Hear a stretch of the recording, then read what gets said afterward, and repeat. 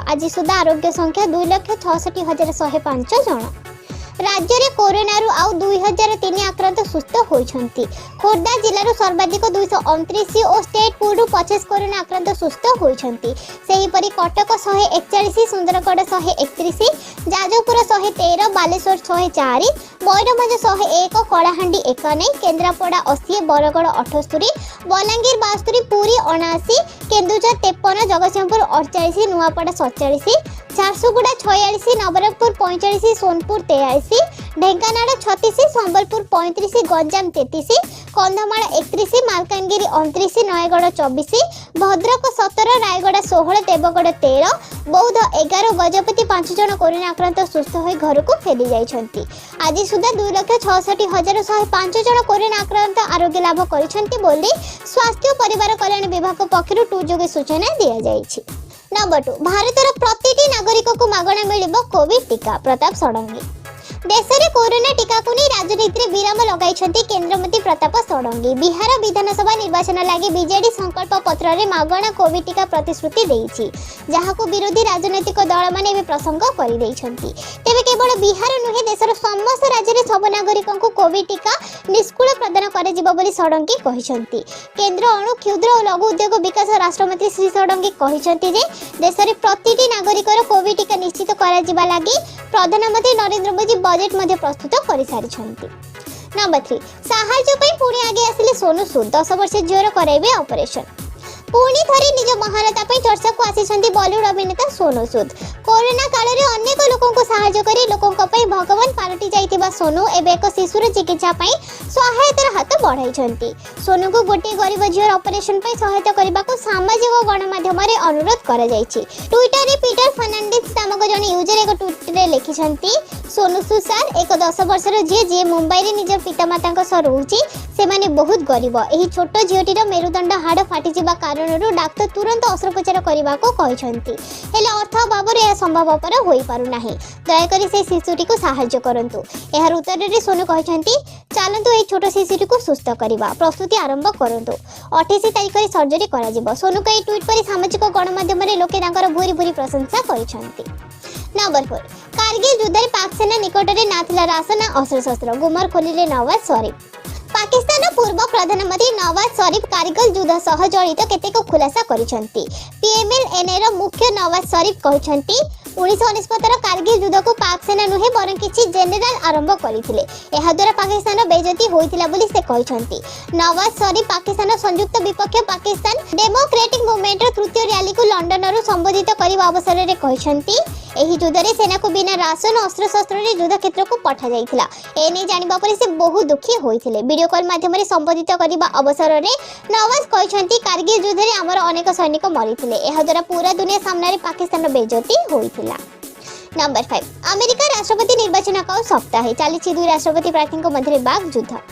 सप्ताह पर अमेरिका राष्ट्रपति निर्वाचन। यह पूर्व 2 राष्ट्रपति प्रार्थी डोनाल्ड ट्रंप और जो बिडेन मध्य आरंभ होइछि बाक युद्ध। जो बिडेन कहते आमे कोरोना को हराई पारिबो, आमे अमेरिका हारिबुनी, एकाठी होई भाइरस को परास्त करिबो। कोरोना जोगु सब किछि ठप हो जाइछि, सब किछि पुणी थरे खोलिबाको पड़िबो। अन्यपटे भारत प्रसंग उठाई बिडेन कहते राष्ट्रपति डोनाल्ड ट्रंप भारत को अशुभ बोली कहते बंधु मानक सह किपरि कथबार्ता करंती, जलवायु परिवर्तन और विश्व स्तरीय आह्वान को किपरि समाधान करिवे ताहा नुह। बिडेन कहते कमला हैरिस को सहभागिता को अधिक गुरुत्व देउछंती, से वैदेशिक नीतिर सम्मान को फेराई देबे। बिडेन को प्रतिक्रिया उपर जवाब रखिछंती राष्ट्रपति डोनाल्ड ट्रंप। कहते गत 4 वर्ष आमे जहा करिछु ताहा केही करि परिबे नाही। नंबर 6, गहना किनिबा हेबो सस्ता। 735 टंका जे कमिला सुना और रूपा दाम। अमेरिका डॉलर मजबूत हेबा परे अंतरराष्ट्रीय स्तर में सुनार दाम खसिबारे लागिछि। कमेक्स रे सुनार दाम ह्रास पाई 2 सप्ताह मध्य सबुठारु निम्न स्तर में पहुंची। एहार प्रभाव घरोई बजार उपरे पड़िछि।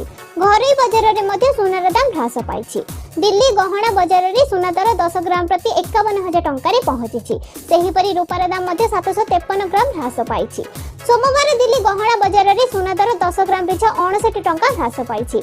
एबे सुना दर 10 ग्राम पिछा 51,034 रहिछि। एहा पूर्वरु दाम 51,003 टंका थिला। अंतरराष्ट्रीय बजार में दर आउंस पिछा $1901 रहिछि। तेबे दीपावली परे सुना दाम आहुरी बढ़ी पारे।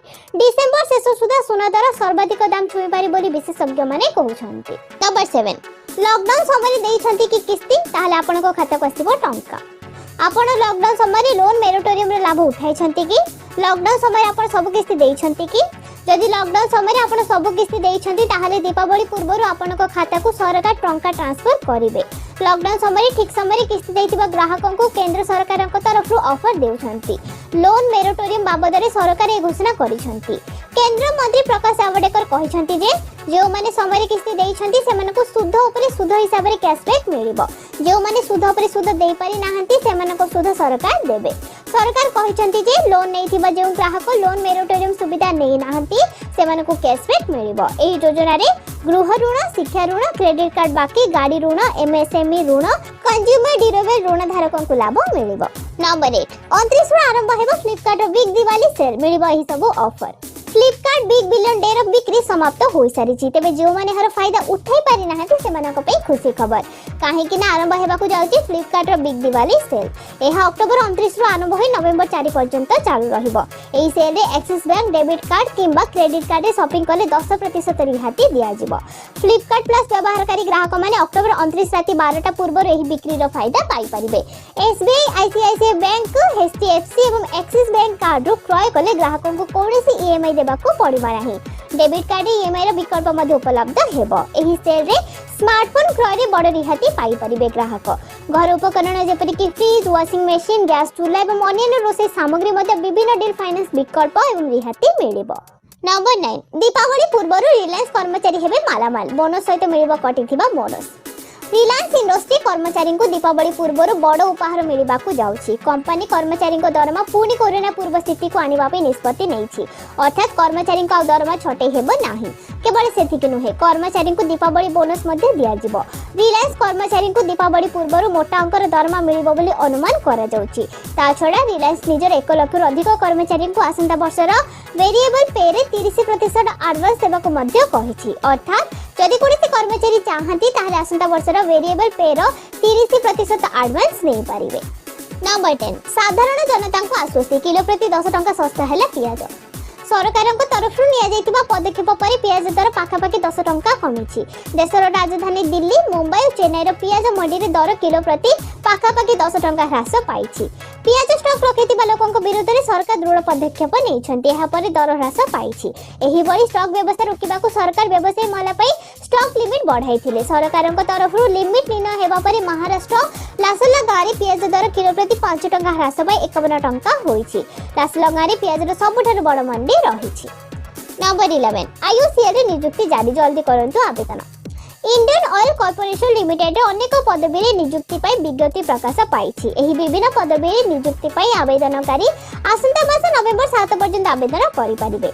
आईओसीएल रे junior assistant, junior technology assistant एवं जूनियर क्वालिटी कंट्रोल एनालिसिस पदवी रे नियुक्ति पाई आवेदन जारी करा जाइछि।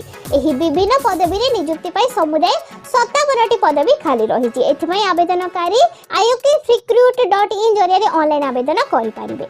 नंबर 12 साधारण लोकों को लागिबो इंग झटका। पेट्रोल डीजल ऊपर बढ़ी पारि 6 टका एक्साइज ड्यूटी। साधारण लोकों को खूब शीघ्र एक बड़ झटका लागिबाकू जाउछि। केंद्र सरकार पुणी थरे पेट्रोल और डीजल ऊपर एक्साइज ड्यूटी बढ़ेबाकू जाउछन्ती। एहा पूर्वरु मे मासरे पेट्रोल ऊपर 10 टका, डीजल ऊपर 13 टका बढ़ेबाकू घोषणा करिथिले।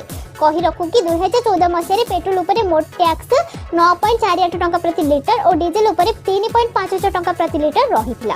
सेबेठारु आज जाय ही टैक्स बॉडी पेट्रोल ऊपर 32.98 टका और डीजल ऊपर 31.83 टका प्रति लिटर रे पहुंची सारिछि।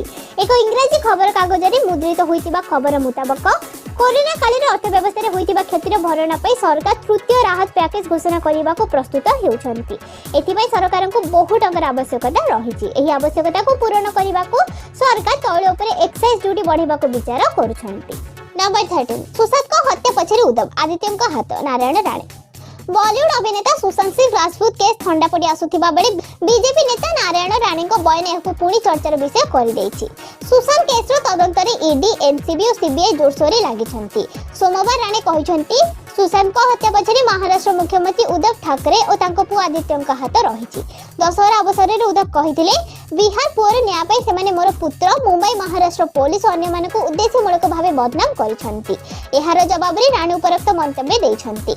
उद्धव तांको पुओ को बंचाइबा समस्त शक्तिर दुरुपयोग करुछंती। सुशांत को किए हत्या कले दिशा सालिन दुष्कर्म पछरे क्यों मानक हाथ रही ताहार सत्य खूब शीघ्र सामना को आसिबो बोली से कहिछंती।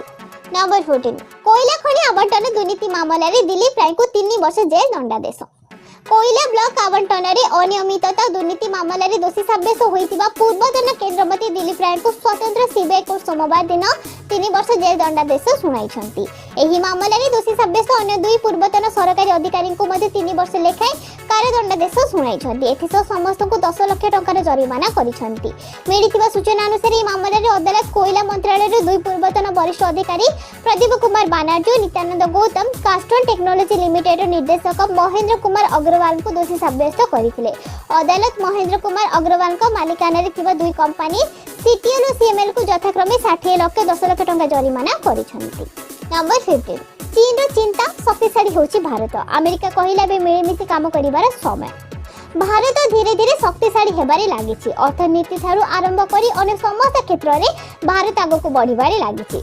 सॉफ्टवेयर एवं मेडिसिन पाई समस्त भारत पर निर्भर करिबारे लागिछंती। कोरोना काल रे भारत बेस सफल भाबे एहाको मुकाबिला करिबा सह टीकार विकास क्षेत्र रे एक विशेष भूमिका ग्रहण करिछि। भारतर टीका पर समस्तकर नजर रहिछि। एबे भारत शक्तिशाली होतिबा कथा अमेरिका कहिबा सह भारत सह मिलिमिशि काम करिबार समय आसीछि बोली अमेरिका कहिछि। नुआ दिल्ली रे भारत एवं अमेरिका 2+2 मंत्री स्तरीय बैठक अनुष्ठित हेबार अछि। एथिपई अमेरिकार secretary of state Mike Pompeo भारत गस्तरे आसुछंती। आसंता बर जनवरी 1 तारिख रो यूएनएसी रे भारत सह अमेरिका मिसि करी काम करिबा पई चाहुछि बोली से कहिछंती। केवल अमेरिका नुहे चीन मध्ये भारतर शक्ति वृद्धि पाउतिबा कथा स्वीकार करिछंती। भारतर राष्ट्रीय शक्ति वृद्धि पाउतिबा बेले अंतरराष्ट्रीय स्तर रे भारतर स्थिति मजबूत हेउतिबा कथा चीन कहिछि।